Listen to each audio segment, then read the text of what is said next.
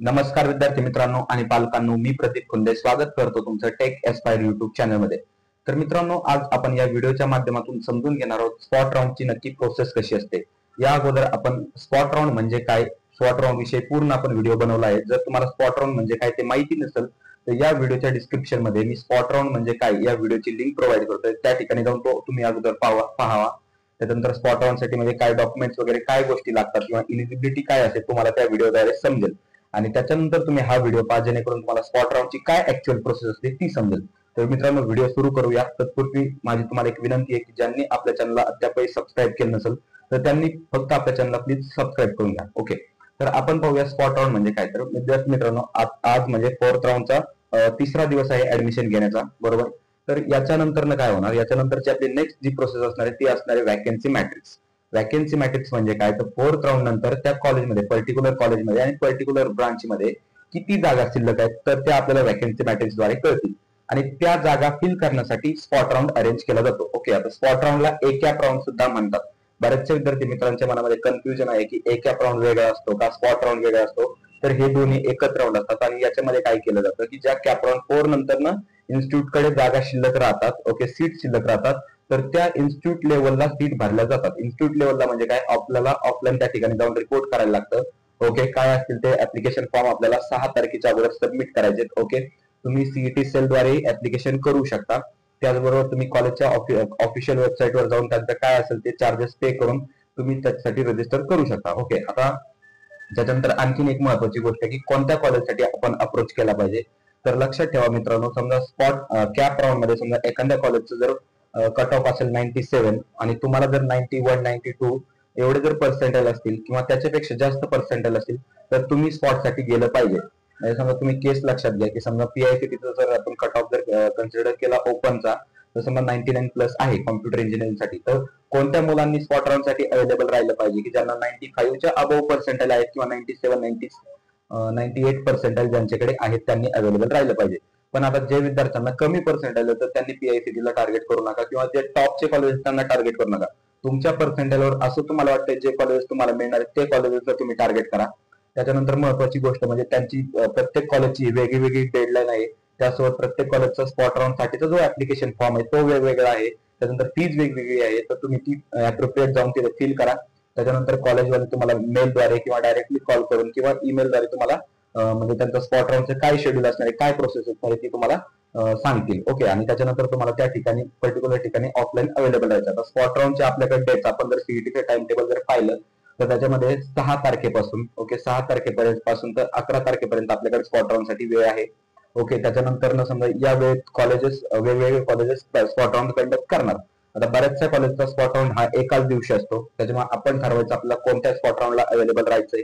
त्याचबरोबर आपण वेगवेगळे एकाच स्टुडंटचं ऍप्लिकेशन मल्टिपल स्पॉट राऊंड साठी एकाच दिवशीसाठी देऊ शकतो, बरोबर। त्यासाठी स्पेसिफिक काही स्ट्रॅटेजी असतात। ओके, तर तुम्हाला त्या सर्व गोष्टी जाणून घ्यायच्या जर असतील तर फक्त आपल्या स्पॉट राऊंड स्पेसिफिक पर्सनल काउन्सिलिंगला एनरोल करा। आपल्या काउन्सिलिंगची फीज आहे फक्त 1499 रुपये आणि आपल्या काउन्सिलिंगचे काही ठळक वैशिष्ट्य मी तुम्हाला या ठिकाणी सांगतो। तर आपल्या काउन्सिलिंगचं सर्वात महत्वाचं वैशिष्ट्य म्हणजे 24/7 पर्सनल कॉल सपोर्ट तुम्हाला मिळणार आहे, बरोबर। म्हणजे तुम्हाला कोणताही जरी डाऊट आला तर तुम्ही ऍट अ टाइम तुमच्या मेंटरला कॉल करून तुम्ही विचारू शकता। त्याचबरोबर आपला डेडिकेटेड व्हॉट्सअप ग्रुप असणार आहे, त्या ग्रुपमध्ये तुम्ही तुमच्या काही क्वेरीज जरी असेल, तुमच्या डॉक्युमेंट्स बद्दल क्वेरी असेल तर त्या तुम्ही तिथे विचारू शकता। त्याचबरोबर मित्रांनो, आपण प्रत्येक विद्यार्थ्यांना एक टार्गेटेड कॉलेजेसची लिस्ट देणार आहे। टार्गेटेड कॉलेजची लिस्ट म्हणजे पास्ट इयरला जो कट ऑफ होता स्पॉट राऊंड साठीचा त्या कॉलेजचा कट ऑफ अनालाइज करून तुमचं समजा जे रेकॉर्ड असेल ते अनालाइज करून तुम्हाला 2 ते 4 5-6 टार्गेटेड कॉलेजेस दिले जातील। त्यांच्या डेट्स वगैरे तुमच्याकडून ते फॉर्म फिल करून घेतले जातील आणि तुम्हाला त्या ठिकाणी अपियर होण्यासाठी पूर्ण गायडन्स या काउन्सिलिंग मध्ये मिळणार आहे। आता या काउन्सिलिंगची आपली फीज आहे फक्त 1499 रुपये, म्हणजे 1499 या काउन्सिलिंगची फीज आहे। यासाठी एनरोल करण्यासाठी तुम्हाला काय करायचं की या व्हिडिओच्या डिस्क्रिप्शन मध्ये आपण काउन्सिलिंग एनरोलमेंट फॉर्मची लिंक प्रोव्हाइड केली, त्या ठिकाणी जायचंय तुम्हाला आणि काउन्सिलिंगला आपल्या एनरोल करायचंय। त्याच्यानंतर तुमच्या स्पॉट राऊंडची पूर्ण जबाबदारी आमच्यावर असणार आहे। तर आता पुढच्या टॉपिक कडे वळूया आपण। तर आपला पुढचा टॉपिक असा आहे की स्पॉट राऊंड साठी स्कॉलरशिप मिळते का। आता तुम्ही बऱ्याचशा व्हिडिओज मध्ये ऐकलं असेल की स्पॉट राऊंड साठी स्कॉलरशिप मिळते, त्यानंतर काही युट्यूबर्स तुम्ही ऐकलं असेल की स्पॉट राऊंड साठी स्कॉलरशिप मिळत नाही। तर आज या व्हिडिओच्या माध्यमातून मी तुम्हाला स्पष्ट करतो की स्पॉट राऊंड साठी स्कॉलरशिप मिळते की नाही। तर लक्षात घ्या, ज्यांची कॅटेगरी एससीबीसी आहे, त्यानंतर ओपन आहे, तर त्यांना स्पॉट राऊंड साठी कोणतीच स्कॉलरशिप मिळत नाही. म्हणजे जर तुम्ही ओपन कॅटेगरीचे असाल किंवा एससीबीसी जर कॅटेगरीचे तुम्ही असाल, तुम्हाला स्पॉट राऊंड साठी स्कॉलरशिप मिळणार नाही. ओके, त्याच्यानंतर नेक्स्ट म्हणजे ज्यांची कॅटेगरी ओबीसी आहे, एसबीसी आहे, ओके, एसबीसी आहे किंवा एनटी आहे, तर या विद्यार्थ्यांना स्पॉट राऊंड साठी स्कॉलरशिप मिळणार. आता ती कशी मिळणार? जर त्या विद्यार्थ्याचं इन्कम सर्टिफिकेट हे 1.5 लाखांपेक्षा कमी असेल, म्हणजे त्यांच्या फॅमिलीचं हे अॅन्युअल इन्कम हे जर 1.5 लाखापेक्षा जर कमी असेल आणि त्या विद्यार्थ्यांनी जर स्पॉट राऊंड मधून ऍडमिशन घेतलं असेल, तर तो महाडीबीटीच्या स्कॉलरशिपसाठी इलिजिबल असतो. पण जर तुमचं फॅमिलीचं इन्कम हे 1.5 लाखापेक्षा जास्त असेल आणि तुम्ही स्पॉट राऊंड मधून जर ऍडमिशन घेतलं जर असेल, तर तुम्हाला ओपनची फीज असणार आहे. आणि आता त्याच्यानंतर तिसरं म्हणजे जे एससी एसटी चे विद्यार्थी आहेत, तर त्यांच्यासाठी आहे ही लिमिट 2.5 लाख रुपये. जर तुमच्या फॅमिलीचं अॅन्युअल इन्कम हे 2.5 लाखांपेक्षा जर कमी असेल आणि तुम्ही स्पॉट राऊंड साठी अपेअर जर होत असाल, स्पॉट राऊंड मधून तुम्ही जर ऍडमिशन घेत असाल, तर तुम्हाला महाडीबीटीच्या स्कॉलरशिपचा फायदा मिळणार आहे. पण जर तुमच्या फॅमिलीचं इन्कम हे 2.5 लाखांपेक्षा जास्त असेल आणि तुम्ही स्पॉट राऊंड मधून ऍडमिशन घेत असाल, तर तुम्हाला महाडीबीटीच्या स्कॉलरशिपचा कोणताही फायदा मिळणार नाही. त्याच्यामुळे अगोदरच लक्षात ठेवा हे सर्व बेनिफिट तुम्हाला घ्यायचे की नकोय. ओके, जर तुम्ही या कॅटेगरीज मध्ये बसत जर असाल, तर तुम्ही नक्की स्पॉट राऊंड साठी जाऊ शकता. आता आपण एक डार्क साइड पाहू स्पॉट राऊंड बद्दलची, म्हणजे जी तुम्हाला कोणते युट्यूबर म्हणजे सहजासहजी एक्सप्लेन करणार नाही, तर ती साइड तुम्हाला मी सांगतो. ओके, आता स्पॉट राऊंड मध्ये काय असतं, तर बरेचसे स्कॅम होतात. तरी पण जर आता 2025 वेळेस जे सीईटीच्या गाईडलाईन्स आहेत, तर त्या खूप स्ट्रिक्ट झाल्या आहेत. म्हणजे पण अजूनही त्या गाईडलाईन्स फॉलो करत नाहीत कॉलेजवाले. म्हणजे जे आपण समजा 2-4 जर कॉलेजेस टॉपचे जर कॉलेजेस सोडले, ओके, जे रेप्युटेड कॉलेजेस ते जर आपण सोडले, तर त्याच्यानंतरचे जेवढे कॉलेजेस आहेत तर तेवढे कॉलेजेस स्पॉट राऊंड मध्ये स्कॅम करतात. ओके, आता हा स्कॅम कसा असतो तर ते तुम्हाला मी थोडक्यात एक्सप्लेन करतो. समजा फॉर एक्झाम्पल एक XYZ कॉलेज आहे आणि त्याच्यामध्ये एक ब्रांच आहे कॉम्प्युटर इंजिनिअरिंग आणि जिच्यासाठी सीट वॅकंट आहेत 10. म्हणजे आपल्याला सीट वॅकन्सी मॅट्रिक्स मधून समजलं की या कॉलेजमधून 10 सीट वॅकंट आहेत. बरोबर, आता साहजिकच आहे, समजा विद्यार्थ्यांना काय वाटलं की 10 सीट वॅकंट आहे, 10 सीट स्पॉट राऊंड मधून भरल्या जातील. ओके, पण तसं होत नाही. कॉलेजवाले काय करणार की ते 5 सीट तुम्हाला सांगणार, अगोदरच 5 सीट आमच्या फुल झाल्यात आणि राहिलेला 5 सीट हे फक्त त्या स्पॉट मधून भरणार. आता ज्यांनी त्या 5 ज्या सीट आहेत त्या फुल झाल्या असं विद्यार्थ्यांना सांगितलं, तर त्या सीट ते मॅनेजमेंटने भरणार. म्हणजे डायरेक्टली डोनेशन किंवा विद्यार्थ्याकडून भरमसाठ पैसे घेऊन त्या सीट देणार. म्हणजे परिणामी विद्यार्थ्याची कुठतरी फसवणूक होती. म्हणजे या गोष्टींना आळा घालण्याची खूप गरज आहे, पण अजून तरी त्या गोष्टीवर पूर्ण उपचार काही निघलेला नाहीये. येणाऱ्या काळात निघेल याबद्दल आपण आशावादी राहू. पण आता विद्यार्थी मित्रांनो, तुम्हाला करायचंय काय?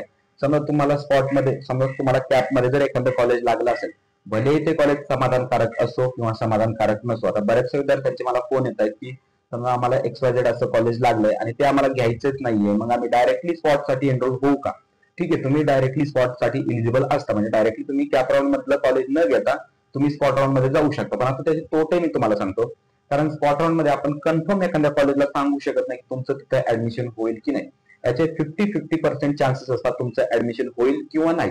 कारण भले तुम्हाला मार्क्स जरी जास्त असले, सीट जरी वॅकंट असला, तर हा जो पूर्ण राऊंड आहे तो होनेस्टली फार अजून काही पडत नाहीये. म्हणजे याच्याबद्दल आपल्याला क्लिअरिफिकेशन कॉलेजकडनं असो किंवा सीईटी कडनं असं पूर्णपणे क्लॅरिफिकेशन किंवा ट्रान्सफर या राऊंड मध्ये ट्रान्सपरन्सी या राऊंड मध्ये नसते. त्याच्यामुळे तुम्ही पूर्णतः स्पॉटवर तुम्ही डिपेंडंट राहू नका. तुम्हाला जे कॉलेज कॅप मध्ये लागलं असेल, भले कसलंही कॉलेज असो, समाधानकारक असो किंवा नसो, स्पॉट कॅप मधलं कॉलेज तुम्ही कन्फर्म करा. या 3 दिवसामध्ये तुम्ही कन्फर्म केलंच असेल, आज शेवटचा दिवस आहे कॉलेज कन्फर्म करण्याचा, आणि त्याच्यानंतर आज 5 वाजेपर्यंत तुम्ही कन्फर्म करू शकता आणि त्याच्यानंतर तुम्ही स्पॉट साठी इलिजिबल व्हा. ओके, आता स्पॉट साठी पण कोणत्या कॉलेजसाठी ट्राय करायचं मी तुम्हाला ऑलरेडी सांगितलंय. जे कॉलेज तुम्हाला मिळण्याचे चान्सेस आहेत त्या कॉलेजसाठी ट्राय करा. ओके, आता कन्सिडर करा की तुमच्याकडे कॅप मधली पण सीट आहे आणि स्पॉट मधली पण सीट आहे. म्हणजे तुम्ही स्पॉट साठी एनरोल झाला आणि त्याच्यानंतर स्पॉट मधून पण तुम्हाला सीट भेटली. बरोबर, आता कॅप साठी साहजिकच तुम्ही कॉलेजची फीस पे केली असणार आणि स्पॉट साठी केली असणार. आता तुमच्याकडे ऑप्शन होतं, एक सीईटी सेल ठराविक डेट देते, त्या डेट नुसार तुम्हाला ऍडमिशन एक कॅन्सल करावं लागतं. ओके, आता ते ऍडमिशन कॅन्सल केल्याच्या नंतर काय होतं की समजा पर्टिक्युलर कॉलेजमध्ये तुम्ही ऍडमिशन कॅन्सल केलं, तर त्याचे जे डॉक्युमेंट्स आहेत, आपण ओरिजिनल डॉक्युमेंट्स अगोदर तिथे सबमिट केलेले असतात. आता जे आपलं नवीन कॉलेज आहे म्हणजे स्पॉट राऊंड मधलं कॉलेज, तर ते कॉलेज काय करणार की आपल्या थ्रू म्हणजे आपल्याला एक डॉक्युमेंट देणार, म्हणजे समजा एक रिसिप्ट देणार, त्याच्यामध्ये अर्ज असणार की आमच्या स्टुडंटचे डॉक्युमेंट आम्हाला परत करा. ओके, ते डॉक्युमेंट घेऊन आपल्याला त्या कॉलेजला सबमिट करायचं आणि त्या ठिकाणाहून आपण ते डॉक्युमेंट घेऊ शकतो. आणि त्याचबरोबर जी आपली फीज आहे, तर ती फीज पूर्ण तुम्हाला 100% जी फीज आहे तर ती तुमच्या अकाउंटला पुन्हा जमा होणार. तर यासाठी वेळ लागू शकतो, एक स्टँडर्ड वेळ आहे 4-5 दिवस वर्किंग डेज यासाठी लागू शकतात, पण वर्स्ट केस मध्ये 10 ते 12 दिवस यासाठी लागू शकतात. म्हणजे तुम्ही आधी विचार करा की समजा तुम्ही एवढे पैसे गुंतवून ठेवू शकताय का, आणि त्याच याच्यावर समजा सगळं विचार केल्याच्या नंतर तुम्ही स्पॉट साठी एनरोल व्हा. माझं तुम्हाला सांगणं असेल की ज्या विद्यार्थ्यांना समजा ऑलरेडी स्कॉलरशिप मिळते कॅप मधनं आणि त्यांना एक समाधानकारक कॉलेज लागले, त्याच्याबरोबर एरिया वगैरे चांगला आहे किंवा राहण्याची त्या ठिकाणी उत्तम सोय आहे, तर त्या विद्यार्थ्याने समजा त्या कॉलेजमध्ये समाधान मानून घ्यावं. ओके, माझं हॉनेस्टली तुम्हाला मत आहे की समजा एखादं चांगलं कॉलेज असेल, पुण्यामधलं असेल, मुंबईमधलं असेल, सांगलीमधलं असेल किंवा नगरमधलं असेल, कोणतंही जर कॉलेज असेल तर ठीक आहे, तुम्हाला काही ठिकाणी एक पर्टिक्युलर ब्रांच लागलेली आहे, तुमची राहण्या खाण्याची व्यवस्था तिथं चांगली आहे, म्हणजे सर्व गोष्टी चांगल्या आहेत, तर तुम्ही स्पॉटचा आग्रह करू नका. पण ज्या विद्यार्थ्यांना समजा मनासारखं कॉलेज लागलं नाही आणि त्यांना अशी अपेक्षा आहे का समजा त्यांच्या XYZ चुकीमुळे त्यांना मनासारखं कॉलेज लागलं नाही आणि त्यांची अशी अपेक्षा आहे की आपल्याला त्यापेक्षा बेटर कॉलेज मिळू शकतं किंवा जे आपण कन्सेशन घेतोय फीचे ते जर आपण नाही जरी घेतलं तरी आपल्याला काही प्रॉब्लेम नाही, तर त्या विद्यार्थ्यांनी अवश्य स्पॉटसाठी ट्राय करा. स्पॉट मध्ये तुम्हाला ऍडमिशन मिळण्याचे चान्सेस असतात, पण हे चान्सेस तुमचे 50-50 असतात, हे पण तुम्हाला एक लक्षात ठेवायचे. म्हणजे स्पॉट साठी अपेअर होत आणि तुम्ही असं मनात कन्सिडर करून चालायचं की लागलं तर लागलं, नाही तर आपलं हे कॉलेज आहे. तुम्ही पूर्ण स्पॉटवर डिपेंडेंट राहायचं नाही. आणि त्याच्यानंतर हे झालं स्पॉट बद्दल. आता दुसरा विषय येतो की ILS बद्दल. ILS म्हणजे इन्स्टिट्यूशनल राऊंड. तुम्हाला तर माहिती असेल की समजा मॅनेजमेंट कोटा बंद करून मॅनेजमेंटच्या कोट्याच्या जागेवर ILS राऊंड आणलाय. ओके, तर ILS राऊंड मध्ये कसं CET सेलच्या गायडन्स नुसार पर्टिक्युलर जे कॉलेज असेल त्याच्या हातामध्ये असतं विद्यार्थ्याकडून किती फी चार्ज करायची. College max to max 3x म्हणजे तुमची जी नॉर्मल फीज आहे ओपनची, तर तिच्यापेक्षा 3 पट फीज तुमच्याकडून चार्ज करू शकतं. आणि बरोबर हे लिगल आहे, याच्यामध्ये कोणतंही डोनेशन लागत नाही. तुम्हाला स्पॉट मध्येही कोणतं डोनेशन लागत नाही आणि त्याचबरोबर ILS राऊंड मध्ये कोणतं डोनेशन लागत नाही. आता फक्त ILS राऊंडचा असा तुम्हाला विचार करायचा, समजा आपण एक कॉलेज कन्सिडर करू, समजा PCCOE सारखं कॉलेज असेल किंवा VIT सारखं कॉलेज असेल. आता तुम्हाला माहिती आहे VIT कॉलेजची ILS राऊंडची फीज किती आहे, 6,24,000. जर तुम्ही 4ही वर्षासाठी ही फीज जर अफोर्ड करू शकत असाल तर तुम्ही ILS राऊंड मध्ये एंटर करा. आता त्यासोबत समजा आपण PICTचा विचार करू. PICTची ILS राऊंड साठीची फीज आहे 2,12,000 रुपये.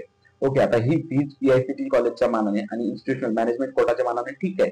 त्यामुळे माझं असं मत राहील की ज्या विद्यार्थ्यांना मनासारखं कॉलेज नाही लागलं तर त्यांनी ILS साठी ज्या कॉलेजची फीज कमी आहे त्याच्यासाठी ट्राय करा. आता MIT आळंदी सारखं कॉलेज त्याची ILS साठी फीज थोडीशी कमी आहे. ज्या विद्यार्थ्यांना कमी पर्सेंट त्यांनी ते कॉलेज ट्राय केलं पाहिजे. म्हणजे या पद्धतीचा तुम्ही डाटा गॅदर करा, त्याच्यावर अनालिसिस करा की नक्की तुमच्यासाठी कोणतं कॉलेज परफेक्ट आहे, तुमचा डिसिजन कोणता आहे. जर तुम्ही डिसिजन मेकिंग मध्ये अजूनही पॉवरफुल नसाल तर समजा तुमचे भाऊ बहीण काउन्सिलर कोण जे कोणी असतील समजा ज्या या क्षेत्रात ज्यांना नॉलेज आहे तर त्यांना व्यवस्थित विचारा आणि व्यवस्थित जो काय असेल तो अप्रोप्रिएट डिसिजन घ्या. म्हणजे असं व्हायला नको की तुम्ही कॅपची चांगली सीट सोडून स्पॉट मध्ये किंवा ILS मध्ये अतिशय खालच्या कॉलेज जात आहे. आपल्याला असा सिनेरिओ नकोय. तुम्ही जर कॅपची सीट तुमची जर समजा हे करत असाल ना, ऍडमिशन घेत असाल त्याच्यापेक्षा बेटरच सीट तुम्हाला स्पॉट किंवा ILS मध्ये मिळली पाहिजे, हे तुम्ही ऑलवेज लक्षात ठेवा. मित्रांनो, आय होप तुम्हाला सर्व इन्फॉर्मेशन व्यवस्थित समजली असेल. स्पॉट राऊंड म्हणजे काय, त्याचबरोबर स्पॉट राऊंडची जी प्रोसेस आहे, स्पॉट राऊंड मध्ये कोणते कोणते डाऊट्स येतात हे या व्हिडिओतून तुम्हाला समजले असतील. त्याचबरोबर विद्यार्थी मित्रांनो, जर तुम्हाला काही डाऊट असेल तर समजा हा माझा इथं नंबर मी तुम्हाला स्क्रीनवर प्रोव्हाइड करतो, याच्यावर तुम्ही मला कॉन्टॅक्ट करू शकता. तुमच्या काउन्सिलिंगची एन्क्वायरी असो किंवा काही डाऊट असो याच्यावर मला तुम्ही कॉल करू शकता. त्याचबरोबर आपल्या ऑफिशियल व्हॉट्सअप ग्रुपची लिंक या व्हिडिओच्या मी डिस्क्रिप्शन मध्ये प्रोव्हाइड करतो, त्या ठिकाणी तुम्ही जॉईन व्हा. बरेचसे मुलं त्या ठिकाणी जॉईन झालेत आणि त्या ठिकाणी तुम्ही डायरेक्टली डाऊट विचारू शकता. जर मी तुम्हाला रिप्लाय करण्याचा त्या ठिकाणी नक्की प्रयत्न करेल. त्याचबरोबर मित्रांनो, जर तुम्ही आपल्या चॅनलवर पहिल्या वेळेस आले असाल तर प्लीज आपल्या चॅनलला फक्त सबस्क्राईब करा. त्याचबरोबर आपलं चॅनल तुमच्या मित्रमैत्रिणींपर्यंत शेअर करा. तर अशाच ठिकाणी भेटूया आपण नेक्स्ट व्हिडिओमध्ये अशाच एका इन्फॉर्मेटिव्ह टॉपिक सोबत.